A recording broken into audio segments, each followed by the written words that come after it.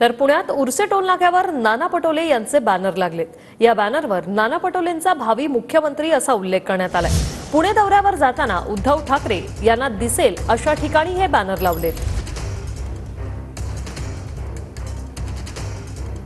शिवसेना पक्षप्रमुख उद्धव ठाकरे 2 दिवसाच्या पुणे दौऱ्यावर असणार आहेत। त्यासाठी आज जे आहे ते या ठिकाणी मुंबईवरून जे आहे ते पुण्याला च्या दिशेने जे आहे ते निघाले आहेत। त्यासाठी उर्से टोल नाक्यावर कार्यकर्त्यांकडून स्वागत होणार आहे। मात्र त्याआधी पाहिलं तर उर्से टोल नाका संपल्यानंतर या ठिकाणी नाना पटोले यांचे भावी मुख्यमंत्री असे बॅनर जे आहे ते झळकल्यामुळे चर्चांना उधाण आलेलं आपल्याला एकूणच पाहायला मिळत आहे।